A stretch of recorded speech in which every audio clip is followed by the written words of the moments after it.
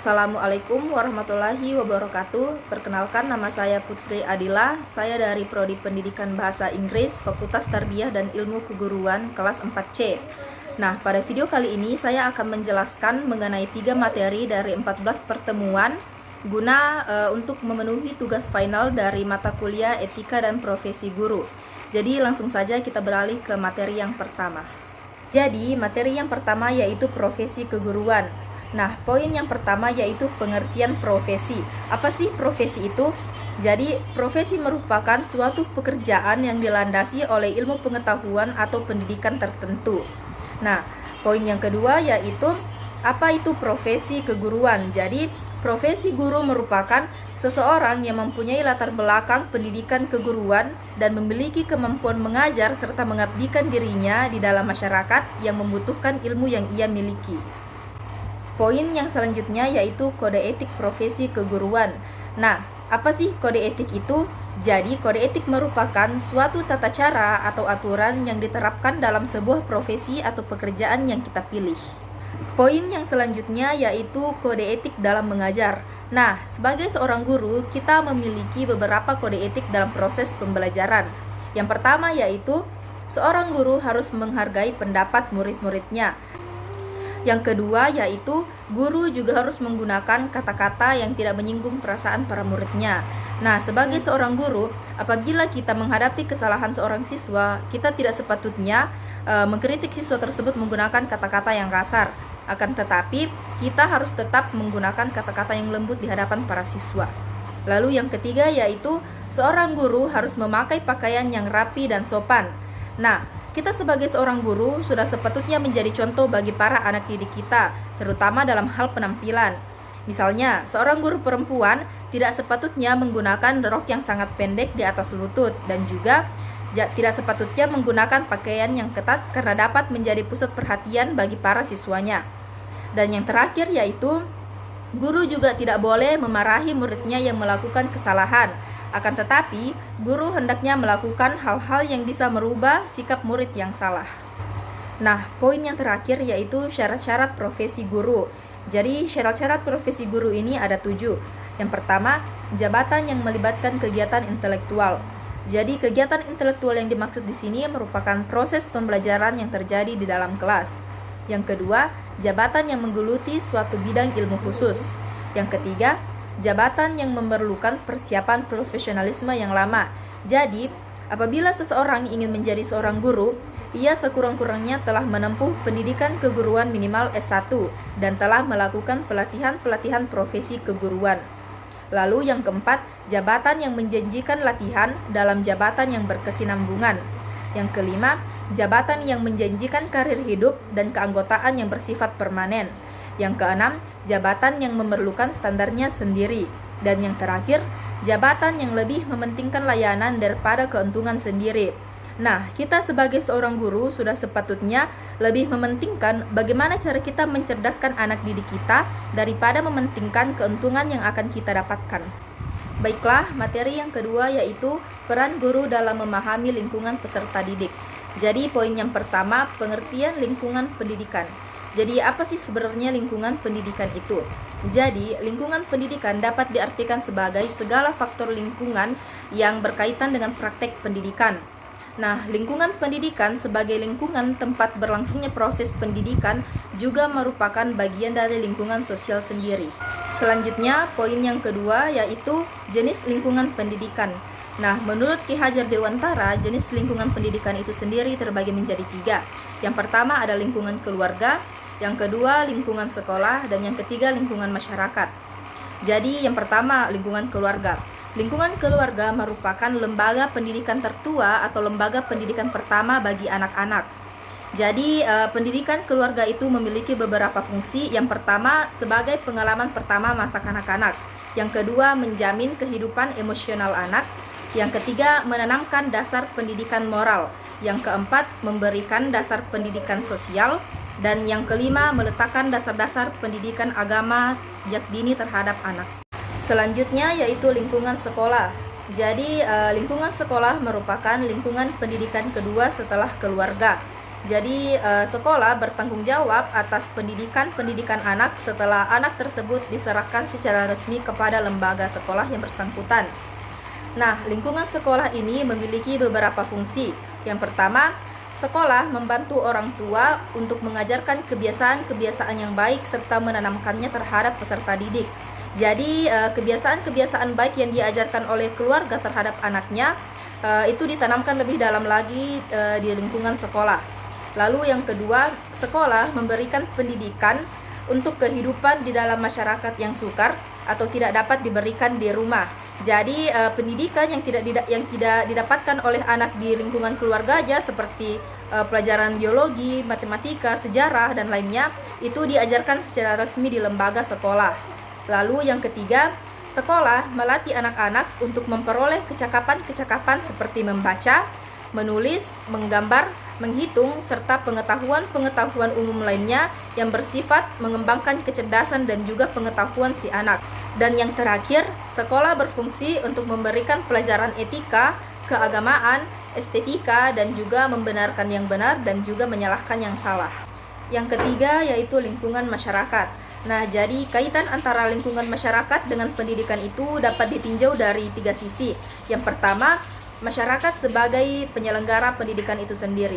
Jadi masyarakat sebagai sebuah lingkungan sosial harus dapat menjadi contoh dan dapat menjadi teladan bagi para peserta didik yang berada di lingkungan tersebut. Lalu yang kedua, lembaga-lembaga kemasyarakatan atau kelompok sosial yang ada di masyarakat. Jadi lembaga-lembaga kemasyarakatan itu berfungsi untuk mengajarkan berbagai jenis kebudayaan kepada para peserta didik dan juga menanamkan keterampilan yang perlu bagi partisipasi yang bersifat demokratis. Lalu yang ketiga, dalam masyarakat tersedia berbagai macam sumber belajar baik yang dirancang maupun yang dimanfaatkan. Nah, perlu diingat bahwa manusia dalam bekerja dan juga menjalani kehidupan sehari-hari pasti akan berusaha meningkatkan kualitas hidupnya sendiri. Dengan kata lain, manusia berusaha memanfaatkan segala macam sumber-sumber belajar yang ada di lingkungan masyarakatnya, baik dalam bekerja, dalam bergaul, maupun sebagainya. Poin selanjutnya yaitu peran guru dalam lingkungan pendidikan. Nah, sebagai seorang pendidik, guru memiliki 3 poin penting dalam pendidikan. Yang pertama yaitu sebagai pendidik itu sendiri. Jadi, pada dasarnya, guru merupakan pendidik utama dalam lingkungan sekolah. Jadi guru berperan memberikan ilmu pengetahuan kepada peserta didiknya dan juga dapat memberikan perubahan bagi peserta didiknya dari tidak tahu menjadi tahu. Yang kedua, guru berperan sebagai pemberi motivasi dan juga bantuan. Jadi seorang guru tidak selamanya harus memiliki figur seorang guru. Akan tetapi, guru harus mampu memiliki figur seorang teman bagi peserta didiknya dengan cara memberikan bantuan-bantuan dan juga selalu memberi motivasi-motivasi terhadap peserta didiknya. Yang ketiga yaitu guru sebagai pengawas sekaligus sebagai seorang pembina. Jadi guru merupakan orang tua kedua dalam lingkungan sekolah bagi siswa. Nah, sebagai orang tua kedua siswa, guru sudah sepatutnya dapat membimbing dan juga memberikan nasihat-nasihat kepada peserta didiknya dalam hal-hal positif. Baiklah, selanjutnya saya akan menjelaskan materi yang ketiga yaitu kompetensi pedagogik. Nah, poin yang pertama yaitu pengertian kompetensi pedagogik. Jadi, kompetensi pedagogik merupakan kompetensi yang dimiliki oleh seorang guru dalam mengelola pembelajaran peserta didiknya. Poin yang kedua yaitu aspek kompetensi pedagogik. Nah, aspek kompetensi pedagogik ini terbagi menjadi 7. Yang pertama, menguasai karakteristik peserta didik. Nah, sebagai seorang guru sudah sepatutnya dapat memahami masing-masing karakteristik peserta didiknya yang berbeda-beda. Oleh karena itu, seorang guru harus dapat menyesuaikan dirinya untuk membantu masing-masing peserta didiknya. Yang kedua yaitu menguasai teori belajar serta prinsip pembelajaran yang mendidik. Nah, sebagai seorang guru sudah sepatutnya dapat menjelaskan teori pembelajaran dan juga materi pembelajaran secara jelas kepada peserta didiknya. Seorang guru dapat menggunakan pendekatan tertentu dalam menjelaskan materi pembelajaran, misalnya dapat menerapkan teknik atau metode yang kreatif. Yang ketiga yaitu pengembangan kurikulum. Nah, seorang guru harus dapat menyusun silabus dan RPP sesuai dengan kebutuhan pembelajaran dari peserta didiknya. Yang keempat yaitu pembelajaran yang mendidik. Nah, seorang guru tidak hanya sekedar menyampaikan materi pembelajaran, akan tetapi melakukan pendampingan terhadap peserta didiknya juga. Materi pelajaran dan sumber materi harus dioptimalkan agar tujuan tersebut dapat tercapai. Yang kelima yaitu pengembangan potensi para peserta didik. Nah, kita sebagai seorang guru sudah sepatutnya dapat menganalisis bahwa peserta didik kita memiliki potensi yang berbeda-beda. Oleh karena itu, seorang guru diwajibkan untuk dapat membantu peserta didiknya untuk mengembangkan potensi mereka masing-masing. Yang keenam yaitu berkomunikasi dengan peserta didik. Nah, sebagai seorang guru, sudah sepatutnya kita dapat berkomunikasi secara efektif dengan peserta didik dalam proses pembelajaran. Guru juga harus dapat berkomunikasi dengan santun dan penuh empati terhadap peserta didiknya. Yang ketujuh yaitu penilaian dan evaluasi belajar. Nah, kita sebagai seorang guru sudah seharusnya melakukan evaluasi terhadap pemahaman materi peserta didik kita, seperti memberikan tugas-tugas, pekerjaan rumah, maupun dalam bentuk ujian. Selanjutnya yaitu faktor yang mempengaruhi kompetensi pedagogik. Nah, faktor yang mempengaruhi kompetensi pedagogik ini terbagi menjadi dua, yaitu faktor internal dan juga faktor eksternal. Faktor internal ini terbagi menjadi dua lagi, yaitu kesadaran serta minat dan motivasi. Nah, motivasi ini terbagi menjadi dua, yaitu motivasi internal dan motivasi eksternal. Motivasi internal sendiri merupakan motivasi yang berasal dari dalam diri peserta didik itu sendiri. Contohnya, niat dalam melakukan pembelajaran.